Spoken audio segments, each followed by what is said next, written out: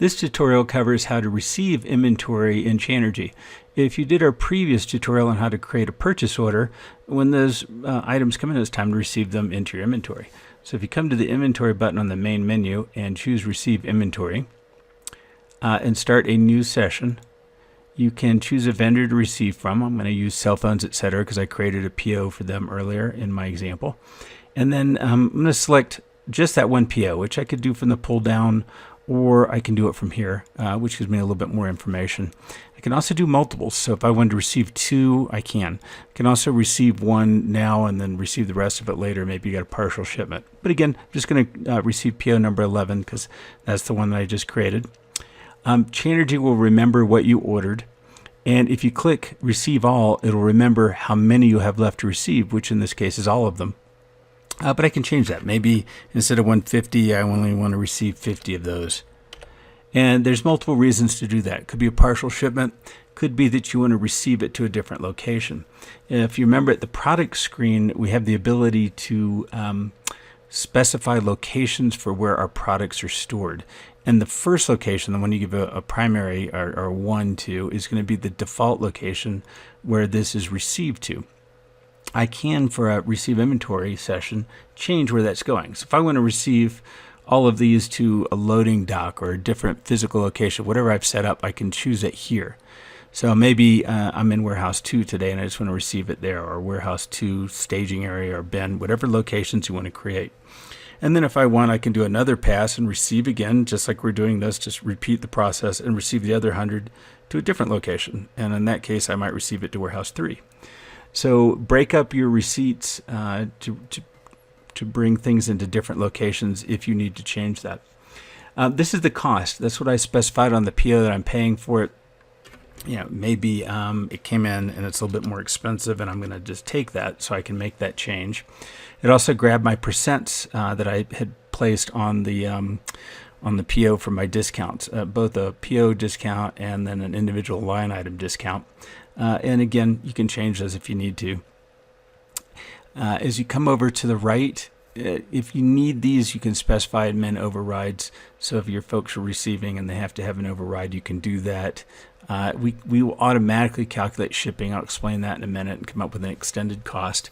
If you do serial numbers, you can specify them now if you want to.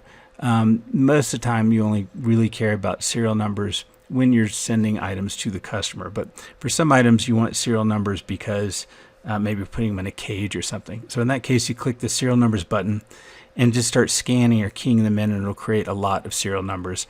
And then you could receive that to cage 1 or wherever that's going.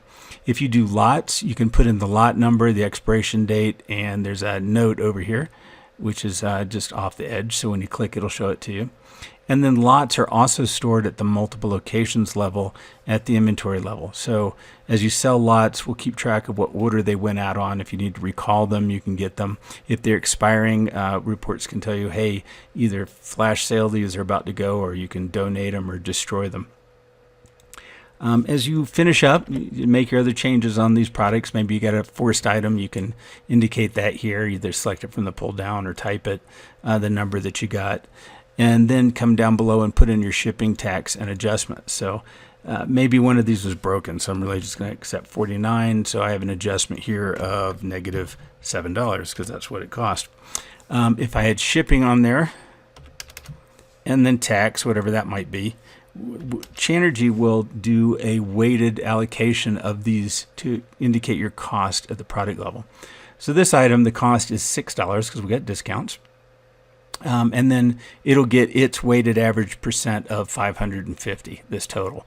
We'll store that at the receive inventory items level. It's a table that you can access if you want.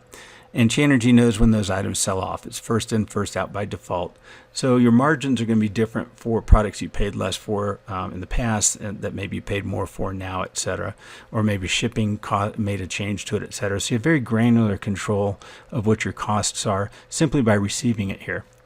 When you're done, when you're happy, just click apply to inventory, and at that point we'll update the quantities at those different locations, and you're done with receiving inventory. One last thing, if you did get an invoice number now or later, you can put in the invoice number and the date, and we will create on the next QuickBooks export an accounts payable will create the vendor if they're not there and push out the invoice number and the date and the amount that you owe so that your bookkeeper or accountant can cut checks and pay those off. So that's the receive inventory feature. One last note, you can also use this to move things around. So if you want to change something from one location to another, you can use this default location to move things within your own warehouse or between stores, etc.